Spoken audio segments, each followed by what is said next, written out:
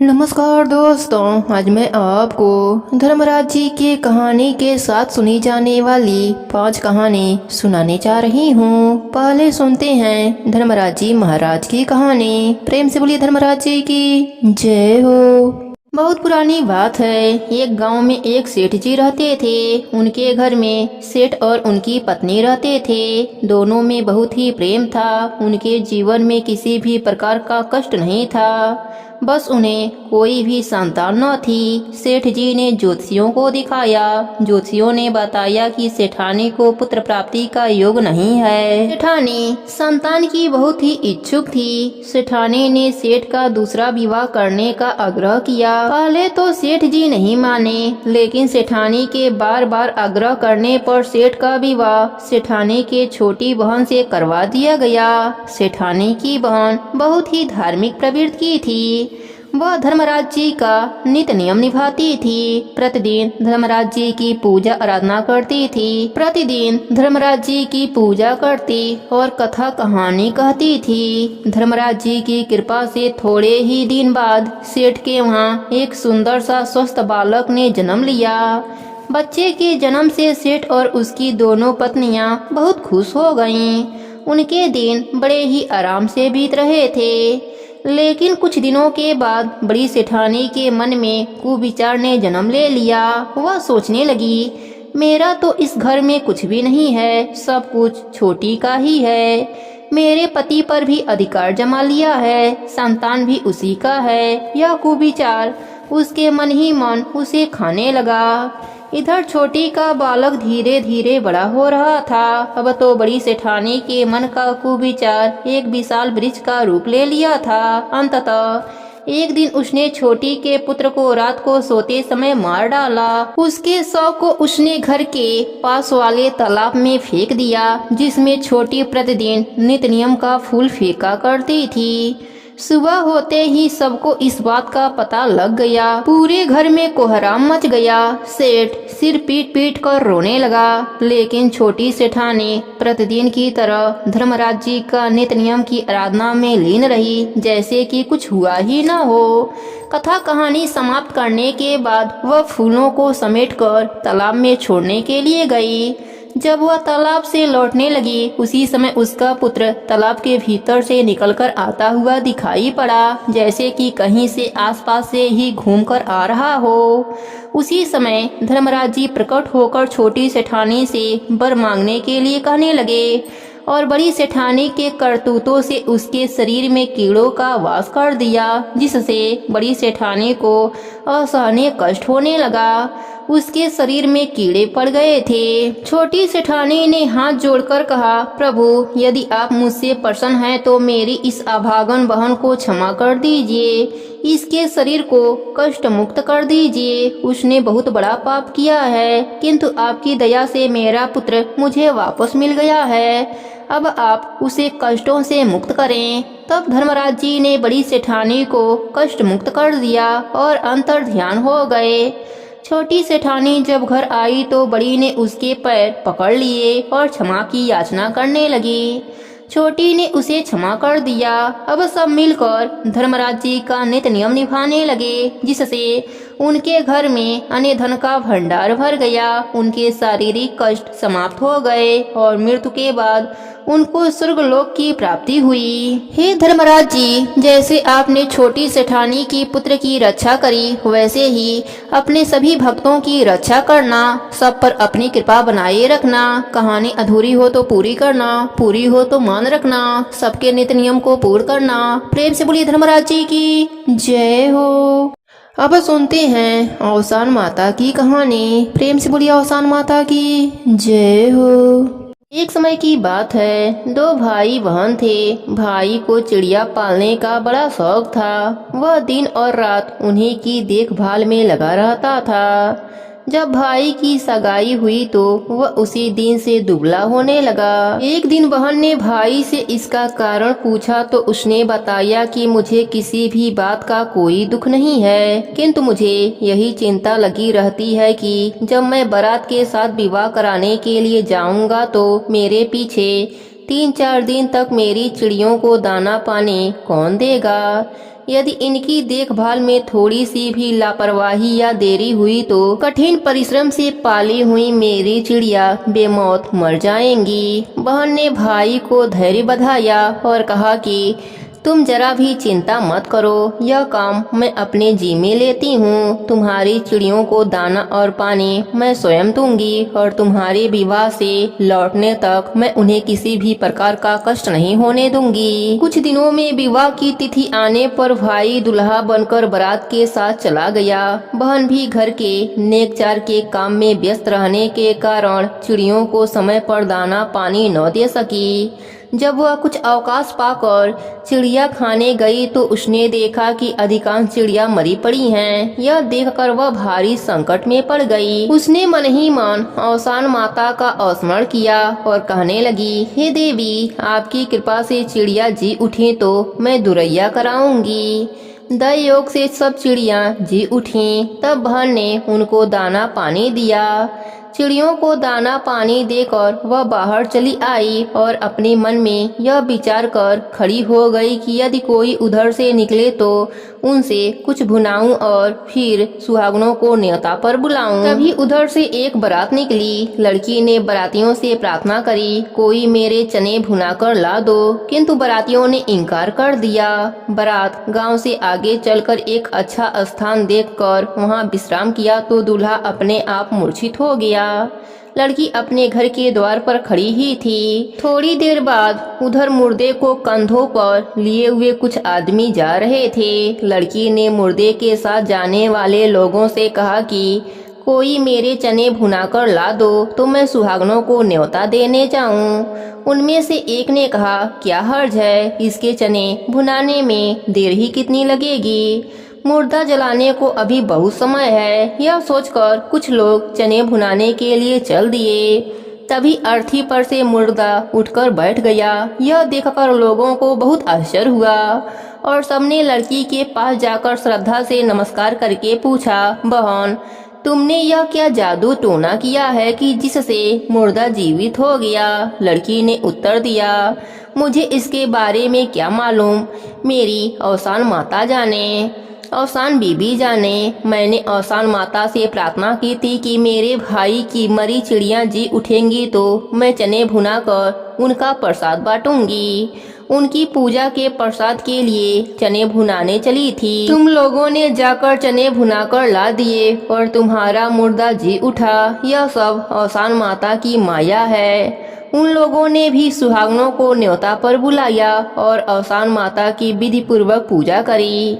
जिन लोगों का दुल्हा बेहोश हो गया था वे भी लौटकर उसी जगह आए। उन्होंने लड़की से पूछा कि तुमने हमारे दुल्हे को क्या कर दिया जो वह अपने आप मूर्छित हो गया। लड़की ने कहा कि मैं क्या जानूं, मेरी औसान माता जाने। उनकी पूजा के लिए चना भुनाकर ला देने वालों का मुर्दा जी उठा और तुमने इनकार किया तो तुम्हारा दुल्हा अचेत हो गया।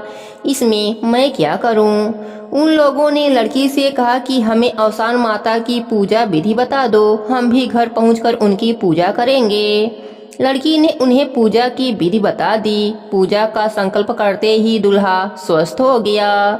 तब उन लोगों ने घर पहुंचकर 7 सुहागनें न्योती और उनके आंचल भरकर श्रद्धा पूर्वक औसान माता की पूजा करी। उधर जब लड़की का भाई विवाह करके लौटा तो लड़की की माता ने भी औसान माता की पूजा करी। तभी से विवाह के अंत में औसान माता की पूजा प्रचलित हो गई। हे औसान माता, जैसे आपने बहन की लाज रखी वैसे ही अपने सभी भक्तों पर अपनी कृपा बनाए रखना।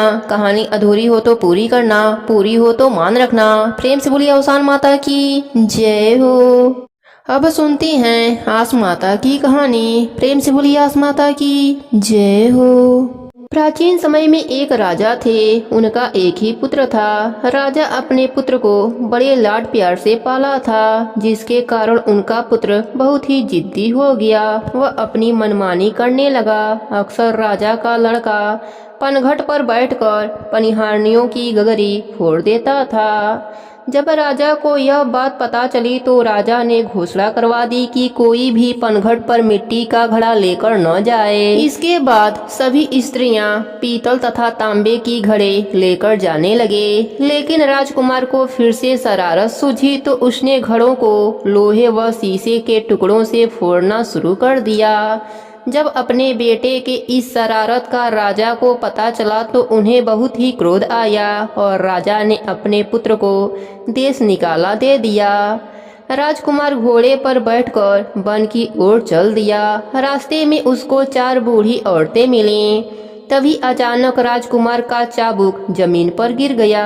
राजकुमार ने घोड़े से उतरकर चाबुक उठाया तो उन चारों बूढ़ी औरतों को लगा कि यह बालक हमें प्रणाम कर रहा है। राजकुमार के नजदीक जाकर यह बात उन चारों औरतों ने उससे पूछी। तब राजकुमार ने कहा कि उसने चौथी माई को प्रणाम किया है। चौथी माई ही आसमाई थीं। वह चौथी माई यह सुनकर बहुत ही खुश हो गईं। आसमाई उस राजकुमार को 4 कौड़ियाँ देती हैं और ढेर सारा आशीर्वाद भी देती हैं और राजकुमार से कहती हैं कि जब तक यह 4 कौड़ियाँ तुम्हारे पास रहेगा तुम्हें कोई भी हरा नहीं पाएगा। सभी कामों में तुम्हें सफलता मिलेगी। आसमाई देवी का आशीर्वाद पाकर राजकुमार आगे बढ़ जाता है। आगे चलते चलते दूसरे देश के राजधानी पहुंच जाता है। उस देश का राजा जुआ खेलने में निपुण था, लेकिन राजकुमार से जुए में हार जाता है। राजा अपना सारा राज्यपाट उसे दे देता है। तभी राजा का मंत्री राजा को सलाह देता है कि आप अपने राजकुमारी का विवाह इससे करा दीजिए। राजा मंत्री की बात मान लेता है और अपने पुत्री का विवाह उस राजकुमार से करा देता है। राजकुमारी अच्छे विचारों वाली, सुशील व सदाचारणी थी। राजकुमारी को अपने सास ननद का याद आता है। उनकी कमी को पूरा करने के लिए राजकुमारी कपड़े की गुड़िया बनाकर अपने सास ननद की कल्पना करती है और उनके पैर छूकर आशीर्वाद प्राप्त करती है। एक दिन मौका देख राजकुमार से राजकुमारी सास ननद की सेवा की इच्छा जताती है। यह सुनकर राजकुमार राजकुमारी के साथ अपने घर को चल देता है। राजकुमार अपने माता पिता के पास पहुंचकर देखता है कि उसके वियोग में लगातार रोते रोते उसके माता पिता अंधे हो गए हैं। अपने पुत्र के वापस लौटने का समाचार पाकर राजा रानी बहुत खुश होते हैं। फिर महल में पहुंचकर राजकुमारी अपने सास ससुर का आशीर्वाद लेती है। सास के आशीर्वाद से कुछ ही दिनों में राजकुमारी एक पुत्र को जन्म देती है। आसमाई की कृपा से राजा रानी की आंखों की रोशनी लौट आती है और उनकी सभी कष्ट दूर हो जाते हैं। हे आसमाई, जैसे आपने राजकुमार पर अपनी कृपा करी वैसे ही अपने सभी भक्तों पर अपनी कृपा बनाए रखना। कहानी अधूरी हो तो पूरी करना, पूरी हो तो मान रखना, सबके आस को पूर्ण करना। प्रेम से बोलिए आसमाई की जय हो। आसमाई की दूसरी कहानी के अनुसार एक बार एक असलिया बवलिया नाम का आदमी था। वह जुआ खेलने का बहुत शौकीन था। वह जुए में चाहे हारे या जीते ब्राह्मणों को भोजन अवश्य करवाता था। एक दिन उसकी भाभी ने कहा कि देवर जी, तुम जुए में हारो या जीतो ब्राह्मणों को भोजन कराते हो, भला ऐसे कैसे काम चलेगा। यह सुनकर असलिया बवलिया घर छोड़कर निकल गया। घर से निकलने के बाद वह घूमता हुआ एक शहर में पहुंचा और आस माता का नाम लेकर एक स्थान पर बैठ गया। उसके शहर में पहुंचने की खबर चारों तरफ फैल गई कि एक बहुत ही अच्छा जुआ खेलने वाला आदमी शहर में आया हुआ है। जब यह समाचार राजा ने सुना तो उसने असलिया बवलिया को जुआ खेलने के लिए बुलाया। तब राजा जुए में अपना सारा राजपाट हार गया और बवलिया उस शहर का राजा बन गया। दूसरी ओर असलिया बवलिया के घर पर खाने के लाले पड़ गए और उसका सारा परिवार उसे ढूंढने के लिए निकल पड़ा और ढूंढते ढूंढते उसी शहर में पहुंच गए। शहर में पहुंचकर जब उन्हें यह मालूम हुआ कि एक जुआड़ी राजा को जुए के खेल में हराकर स्वयं राजा बन बैठा है, तब वह सब उसे देखने के लिए राजमहल पहुँचे। तब राजा को देखकर बवलिया की माँ के आंखों में आंसू आ गए और वह कहने लगे कि बवलिया नाम का मेरा भी एक बेटा जुआ खेलता था, इसलिए मैंने उसे घर से निकाल दिया। भगवान जाने अब वह कहाँ होगा। इतना सुनते ही वह राजा बोल उठा, माँ मैं तुम्हारा ही बेटा हूँ, मुझे यह सब आस माता की कृपा से प्राप्त हुई है। तुम्हारी करनी तुम्हारे साथ और मेरी करनी मेरे साथ। तब उसकी माँ ने कहा, तुम अब मेरे साथ अपने घर चलो, मैं आस माता का उद्यापन करना चाहती हूँ। तब पूरे परिवार ने अपने घर जाकर आस माता का उद्यापन किया और असलिया बवलिया सुखपूर्वक राज्य करने लगा। हे आस माता, जैसे आपने असलिया बवलिया को राजपाठ दिया वैसा ही सुख सबको देना, सब पर अपनी कृपा बनाए रखना। कहानी अधूरी हो तो पूरी करना, पूरी हो तो मान रखना, सबके आस को पूर्ण करना। प्रेम से बोलिए आस माता की जय हो।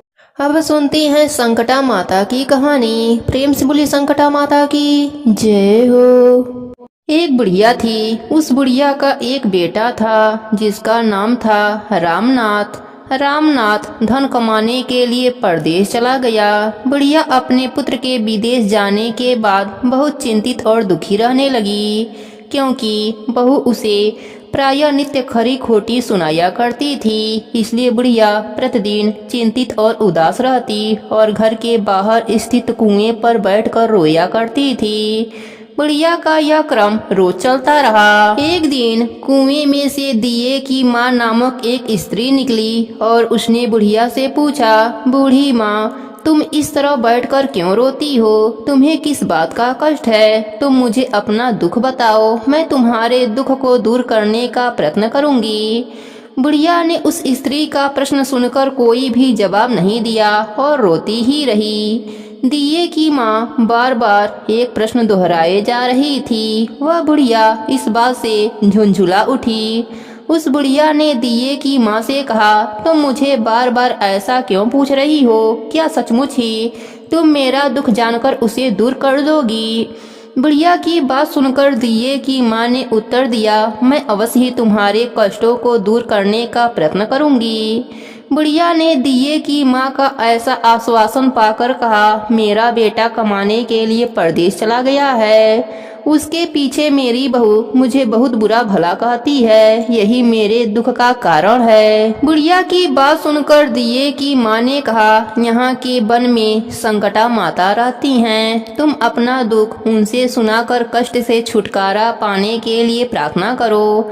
माँ बहुत ही दयालु हैं, दुखियों के प्रति बहुत सहानुभूति रखती हैं। निसंतानों को संतान, निर्धनों को धनवान, निर्बल को बलवान और अभागों को भाग्यवान बनाती हैं। उनकी कृपा से सौभाग्यवती स्त्रियों का सौभाग्य अचल हो जाता है। कुंवारी कन्याओं को अपने इच्छित वर की प्राप्ति होती है। रोगी अपने रोग से मुक्त हो जाते हैं। इसके अलावा जो भी मनोकामना हो वह सभी को पूरी कर देती हैं, इसमें कोई भी संदेह नहीं है। दिए की माँ से ऐसी विलक्षण बात को सुनकर बुढ़िया संकटा माता के पास गई और उनके चरणों पर गिरकर विलाप करने लगी। संकटा माता ने बड़े ही दयालु होकर बुढ़िया से पूछा, बुढ़िया तुम किस कारण इतने दुख से बार बार रोए जा रही हो? बुढ़िया ने कहा, हे माता, आप तो सब कुछ जानती हो, आपसे तो कुछ भी छिपा नहीं है। आप मेरे दुख को दूर करने का आश्वासन दें तो मैं अपनी दुखद गाथा आपको सुनाऊं। बुढ़िया की बात सुनकर संकटा माता ने कहा, मुझे पहले अपना दुख बताओ, दुखियों का दुख दूर करना ही मेरा काम है। संकटा माता के ऐसा कहने पर बुढ़िया ने कहा, हे माता, मेरा लड़का परदेश चला गया है। उसके घर में ना रहने से मेरी बहू मुझे बहुत तरह तरह की बात सुनाती है। उसकी बातें मुझसे सहन नहीं होती, इसी कारण परेशान होकर मैं बार बार रोती रहती हूँ। बुढ़िया की इस दर्द भरी कथा को सुनकर संकटा माता ने कहा, तुम घर जाकर मेरे लिए मन्नत मांग लो, मेरी पूजा करो, इससे तुम्हारा लड़का सकुशल घर वापस आ जाएगा। मेरे पूजा के दिन सुहागिन स्त्रियों को आमंत्रित कर उन्हें भोजन कराना। ऐसा करने से तुम्हारा लड़का अवश्य तुम्हारे पास आ जाएगा। संकटा माता के कहे अनुसार उस बुढ़िया ने मनौती मांगकर पूजा करी और सुहागन स्त्रियों को भोजन के लिए आमंत्रित किया। परंतु विचित्र बात यह हुई कि जब बुढ़िया ने स्त्रियों के लिए लड्डू बनाने शुरू किए तो उनमें से 7 की जगह 8 लड्डू बन गए। इस बात से बुढ़िया बहुत ही असमंजस में पड़ गई। ऐसा होने का क्या कारण है? कहीं मुझसे गिनने में तो गलती नहीं हो रही है, अथवा अपने आप 8 लड्डू बन जाने का कोई अन्य कारण है। उसी समय संकटा माता एक वृद्ध स्त्री के रूप में बुढ़िया के सामने प्रकट हुई और बुढ़िया से पूछा, क्यों बुढ़िया, आज तुम्हारे यहाँ कोई उत्सव है क्या? यह सुनकर बुढ़िया बोली, आज मैंने संकटा माता की पूजा की है और सुहागन स्त्रियों को भोजन के लिए आमंत्रित किया है, किंतु जब गिनकर 7 लड्डू बनाती हूँ तो वे लड्डू अपने आप ही 8 बन जाते हैं। मैं इसी बात से चिंता में पड़ गई हूँ। बुढ़िया की बात सुनकर संकटा माता ने कहा, क्या तुमने किसी बुढ़िया को भी आमंत्रित किया है? बुढ़िया कहने लगी, नहीं, मैंने ऐसा नहीं किया, परंतु तुम कौन हो? संकटा माता ने कहा, मैं बुढ़िया हूँ, मुझे ही आमंत्रित कर लो। ऐसा सुनकर बुढ़िया ने उस बुढ़िया रूपधारी संकटा माता को भोजन के लिए आमंत्रित कर लिया। इसके बाद बुढ़िया के घर पर सभी आमंत्रित सुहागनें आ पहुंची और बुढ़िया ने सबको लड्डू तथा अन्य मिठाई आदि का भोजन कराया।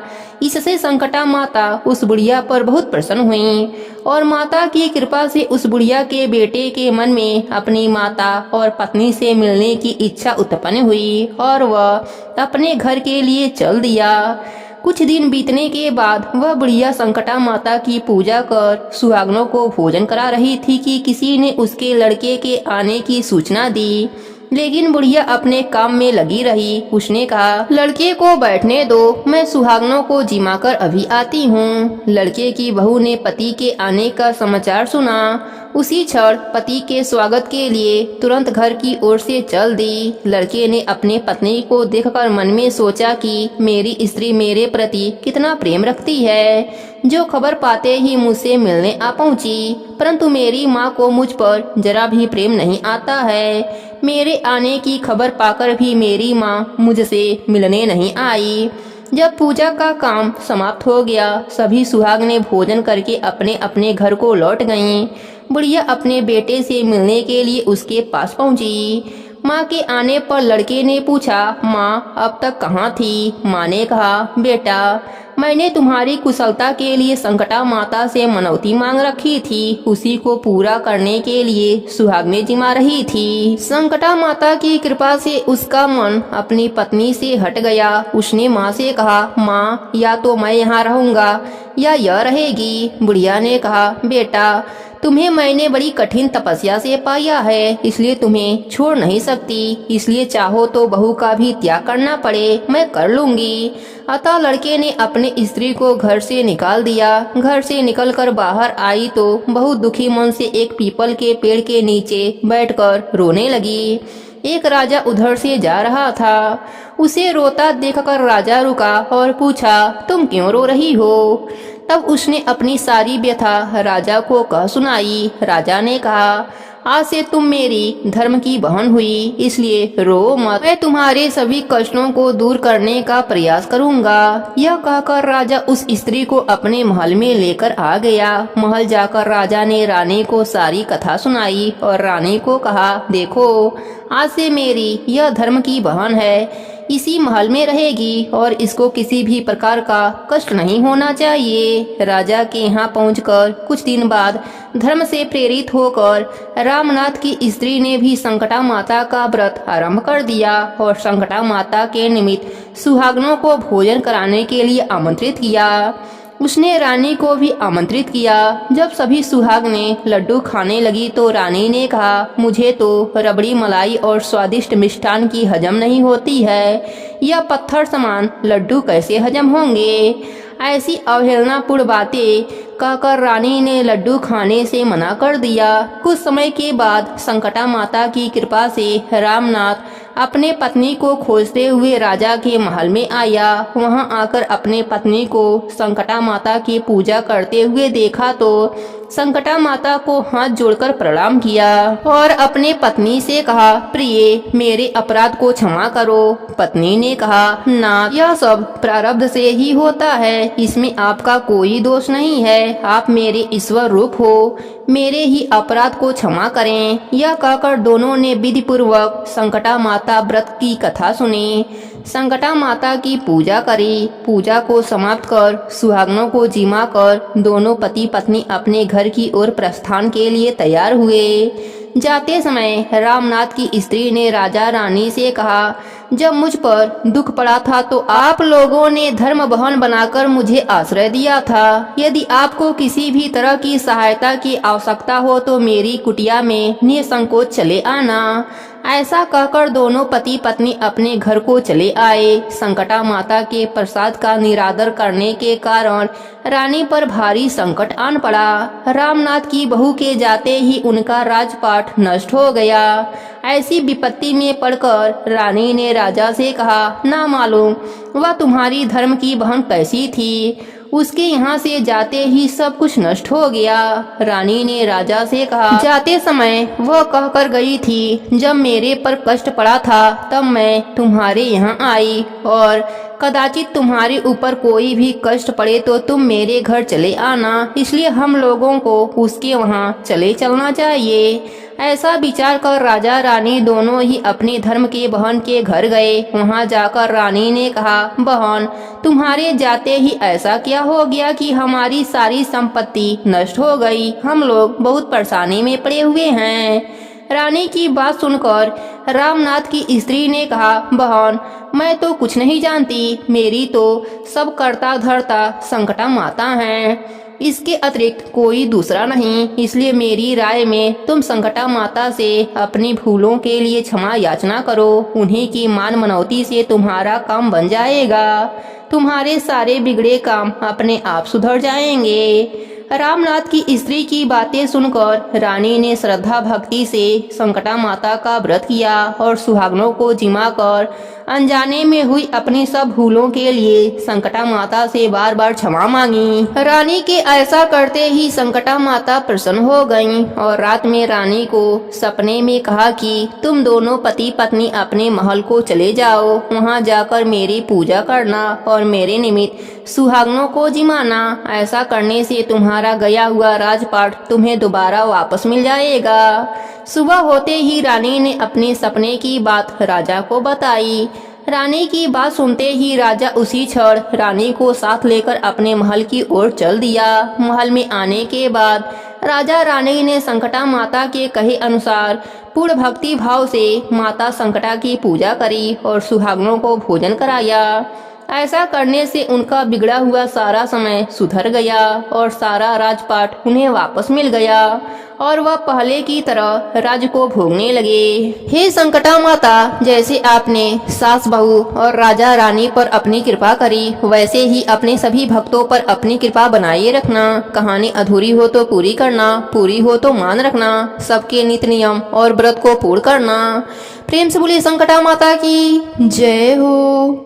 अब सुनती हैं नित्य नियम और व्रत को पूर्ण करने वाले गणेश भगवान की कहानी। प्रेम से बोलिए गणेश भगवान की जय हो।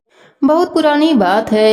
एक गांव में सुखिया नाम का एक किसान अपने पत्नी पुष्पा के साथ रहता था। उसके पास काफी जमीनें थी जिस पर वह खेती किया करता था। सुखिया गणेश भगवान का परम भक्त था। सदा जय श्री गणेश का नाम जपता रहता था। सुबह शाम भगवान की पूजा पाठ किया करता था। एक दिन वह अपने खेत में काम कर रहा था। शाम का समय था। उसी समय उसकी कुदाल मिट्टी में किसी चीज से जाकर टकरा गई। उसने काम रोककर देखा पर उसे कुछ भी नहीं मिला। रात होने वाली थी तो वह घर आ गया। रात को सपने में उसे गणेश भगवान ने दर्शन दिया। उनके पैर से रक्त बह रहा था। सुखिया ने उनसे पूछा, हे प्रभु, यह सब क्या है? तो उन्होंने कहा, यह चोट तुम्हारी कुदाल से लगी है। जिस जगह तुम्हारी कुदाल टकराई थी वहाँ मेरा वास था, वह मेरे पैर में लग गई। तब सुखिया रोने लगा और बोला, हे प्रभु, मुझसे बहुत बड़ा पाप हो गया, मुझे दंड दीजिए। भगवान गणेश ने कहा, मैं तुम्हारी भक्ति से बहुत प्रसन्न हूँ। जिस जगह तुम्हारी कुदाल लगी वहाँ मेरी एक मूर्ति मिलेगी। उसी स्थान पर मेरा मंदिर बनाकर मेरी भक्ति करो। यह कहकर भगवान अंतर्ध्यान हो गए। सुखिया यह बात अपने पत्नी को बताई। तब पुष्पा ने कहा, यह भी तो हो सकता है कि यह सपना सच ना हो। पर सुखिया को अपने प्रभु पर पूरा भरोसा था। सुबह होते ही वह अपने खेत पर गया और वहां उसने खुदाई करनी शुरू कर दी। कुछ समय खोदने के बाद सुखिया को गणेश भगवान की मूर्ति मिल गई। सुखिया ने ध्यान से देखा, कुदाल की चोट से मूर्ति के पैर में निशान बन गया है। सुखिया मूर्ति को लेकर घर आ गया और अपने पत्नी को दिखाया। उसकी पत्नी हैरान रह गई। अब सुखिया का मन बदल गया। वह केवल भगवान की भक्ति करना चाहता था। अगले दिन उसने मंदिर के लिए थोड़ी सी जमीन अपने पास रखकर अपने सारे खेत बेच दिए। पुष्पा ने उसे काफी समझाया, पर सुखिया ने कहा, मेरे प्रभु ने मुझे आदेश दिया है तो मैं जरूर करूँगा। यह मंदिर जरूर बनेगा, चाहे मुझे खुद को भी क्यों ना बेचना पड़े। खेतों को बेचने से उसके पास काफी धन आ गया। उसने मंदिर का निर्माण शुरू करवा दिया। इसी बीच यह बात सारे गांव वालों को पता लग गई। जब पूरा मंदिर बन गया और मूर्ति की स्थापना का समय आया तो गांव के लोग इकट्ठा हो गए और सुखिया से बोले, यह मूर्ति खंडित है, इसके पैर में कुदाल से निशान बन गया है, इसे हम मंदिर में स्थापित नहीं होने देंगे। मंदिर के लिए दूसरी मूर्ति लाओ और इसका विसर्जन कर दो। सुखिया ने कहा, यह मंदिर इसी मूर्ति के लिए बना है, मेरे भगवान यही रहेंगे, यह भगवान का आदेश है। लेकिन गांव वाले नहीं माने और उसे एक दिन का समय देकर चले गए। सुखिया रोते रोते गणेश भगवान की मूर्ति के चरणों में ही सो गया। रात को उसने सपना देखा, गणेश भगवान मुस्कुरा रहे हैं और उनके पाँव का घाव भी ठीक हो गया है। भगवान ने कुछ नहीं कहा और अंतर्ध्यान हो गए। सुखिया की आंख खुली तो वहाँ कोई नहीं था। सुबह हो चुकी थी। वह उठा तो उसने देखा मूर्ति के पाँव में जो कुदाल का निशान बना था वह मिट गया है और पैर के जो पत्थर टूट गए थे वह अपने आप जुड़ गए हैं। सुखिया की आंखों से आंसू बहने लगे। कुछ देर के बाद यह खबर पूरे गांव में फैल गई। सभी गांव वाले मंदिर आ गए और सुखिया से माफी मांगने लगे। इसके बाद सबने मिलकर मूर्ति की प्राण प्रतिष्ठा करी। इस चमत्कार को देखकर पुष्पा का भी मन भगवान के भक्ति में लग गया। अब सुखिया और पुष्पा इसी मंदिर में भगवान की सेवा करने लगे। गणेश भगवान का चमत्कार दूर दूर तक फैल गया, जिससे मंदिर के नाम पर बहुत सारे चढ़ावे आने लगे। कोई अन्न दान करता, कोई धन दान करता, कोई जमीन दान करता। इस प्रकार सुखिया गणेश भगवान की कृपा से बहुत धनी व्यक्ति बन गया। हे गणेश जी महाराज, जैसे आपने सुखिया पर अपनी कृपा करी वैसी ही कृपा अपने सभी भक्तों पर करना। सबके नित्य नियम को और व्रत को पूर्ण करना। कहानी अधूरी हो तो पूरी करना, पूरी हो तो मान रखना। प्रेम से बोलिए गणेश भगवान की जय हो, भोलेनाथ की जय हो, पार्वती माता की जय हो।